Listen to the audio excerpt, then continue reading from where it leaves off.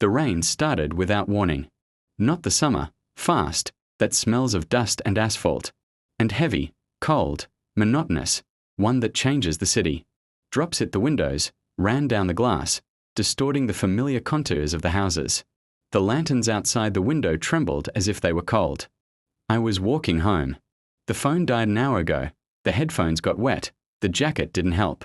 It was already late, but the city did not sleep. It just became different. Sounds are duller. The colors are darker. The space is deeper. I turned the wrong place. It's a trifle. I lived in this area for almost 10 years, but in the rain everything looked different. The streets, which seemed short during the day, stretched. Alleys appeared where they were not. I stopped under an old chestnut tree, trying to figure out where I was. There was a narrow street ahead. Very narrow. It was poorly lit, only one lantern somewhere at the end, which flickered as if it was about to go out. I was sure that this street was not here. The houses on both sides stood too close to each other. Old, brick, with dark windows. The sign with the name of the street was screwed crookedly, but the letters were washed away by the rain. I took a few steps forward and immediately felt a strange feeling as if the air had become thicker. The sound of rain here was different. Deaf. As if the drops were not falling on the asphalt, but on something soft. I wanted to turn around, but there was only darkness and a rain curtain behind him. The city I knew was gone. I walked slowly. Every step was too loud, although the rain should have drowned everything out. The windows of the houses were dark, but I felt that I was being watched. Halfway through the street, I saw the first house with the lights on. A dim lamp shone in the window of the first floor. The curtains were slightly open. I wasn't going to look, honestly, but the look itself reached there. There was a man in the room. He had his back to the window, motionless like a mannequin. The clothes are outdated, not from this time. Long coat. Hat. He didn't move even when I stopped right in front of him. And suddenly, he slowly turned his head. Not to me. A little higher.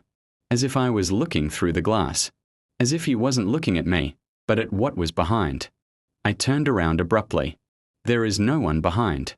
When I looked out the window again, the room was empty. The light went out. I left faster. The street didn't end. The lantern, which seemed close, remained far ahead. The houses were repeated. I was sure that I was passing by the same cracked balcony for the second time. And then the third time. There were puddles on the asphalt, but they did not reflect the sky. It was dark at their hay. Too dark.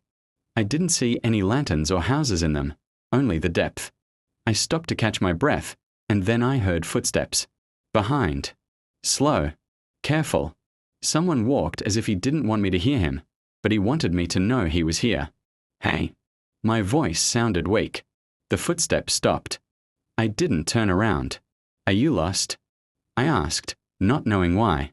Silence. Then the voice. Quiet. Wet. As if he spoke through the water. You too. I turned around abruptly.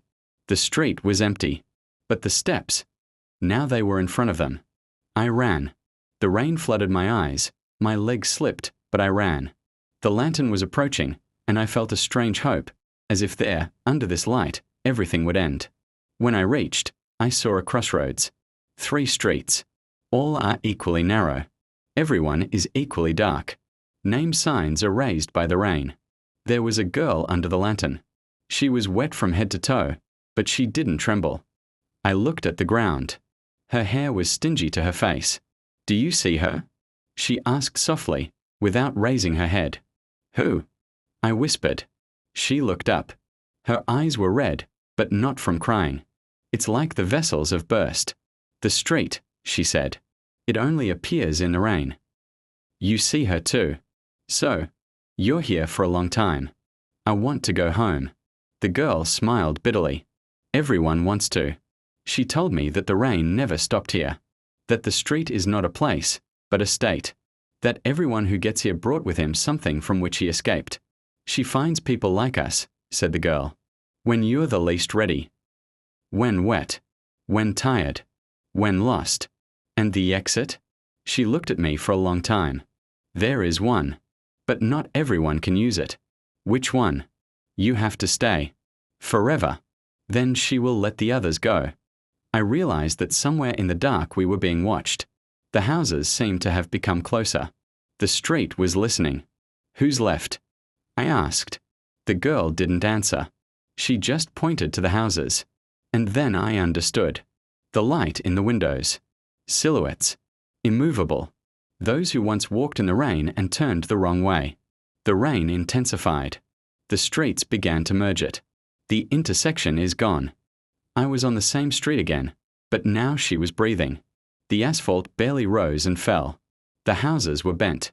"She chooses," said the girl. "Who to leave? Whom to let go? And you?" She looked at me. "I've been here for a very long time."